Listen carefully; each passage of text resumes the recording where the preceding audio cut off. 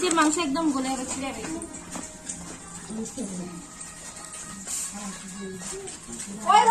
আজ আমরা বানাবো বিরিয়ানি। এই যে আমাদের পূজারি এখন বসেছে ম্যারিনেট করতে। প্রথমে দিয়ে দিয়েছে টক দই, তারপর দাও গোলমরিচের গুঁড়ো, অল্প করে দেবে, হ্যাঁ লবণ, এরপর দিয়ে দিল লবণ পরিমাণ মতো, হলুদ গুঁড়ো আর লঙ্কা গুঁড়োটা দিয়ে দিচ্ছে, এরপর একটু সর্ষের তেল দিয়ে দিচ্ছে।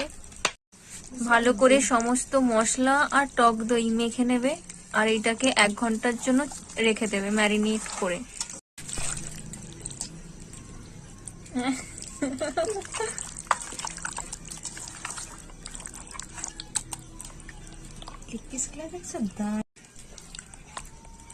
ঠিক আছে, এবারে ঢাকনা লাগিয়ে দাও সুন্দর করে। আর চলে এসেছে আমাদের পূজাদি। পূজাদি অন দা ফ্লোর। এবারে গরম জলে দিয়ে দিচ্ছে গোটা মশলা।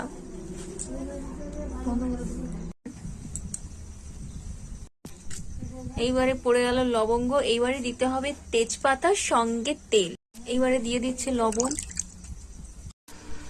এইবারে যাচ্ছে তেল, ধোঁয়া উঠে সব অন্ধকার করে দিয়েছে। এইবারে ভিনিগারটা দিয়ে দিচ্ছি যাতে করে ভাতটা ঝুরঝুরে থাকে আর লেপটে না যায়। ম্যারিনেটেড চিকেনটা এইবারে দিয়ে দেবো কেওড়া চোখ দিয়ে দিলাম। এটা কি দিচ্ছে? গোলাপ জল অল্প করে দিতে হবে। হচ্ছে বিরিয়ানি মশলা।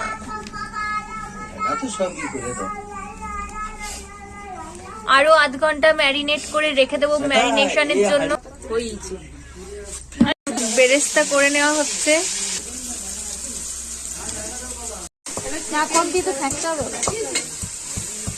এটা সুন্দর হয়ে গেছে। এবারে এইটাকে ছেঁকে নেওয়া হচ্ছে। ঝুমাদি ইন দা হাউস। বুঝতেই পারছেন কতগুলো পূজারি দিয়ে আজকের বিরিয়ানিটা বানানো হচ্ছে। পূজাদি বলে দিয়েছি না ঝুমাদি বলেছি? ঠিকই বলেছি, কনফিউজ হয়ে যাচ্ছি, এত ধরনের পূজারি। আর একবার করবি না, এটাতেই হয়ে যাবে।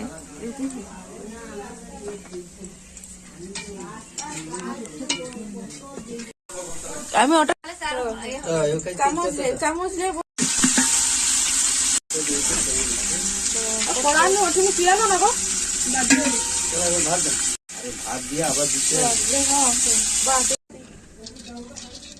এই যে লাইটটা দেখিব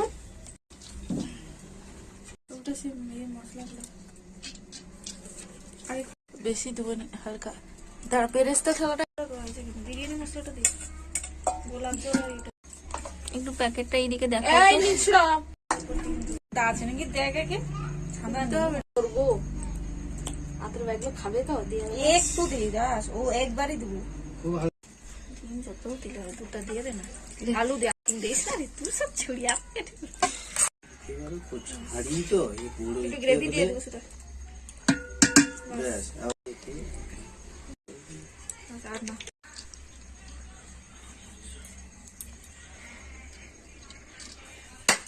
এই যে ডিবা আছে, ওই যে ডিবাটা দিয়ে দাও, দিয়ে দে। আর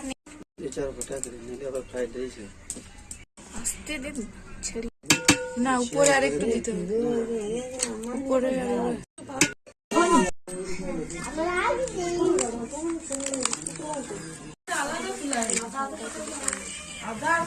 না ভিডিওটা বানাই।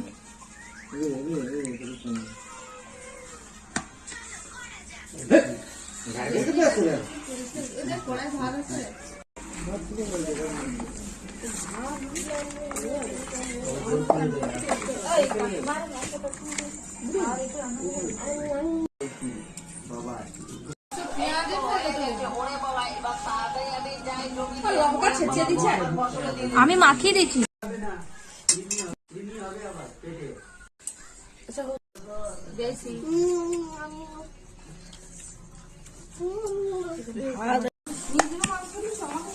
নিচের মাংস একদম গলে গেছে।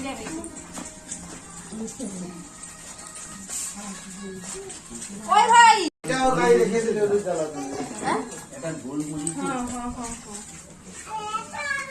একটা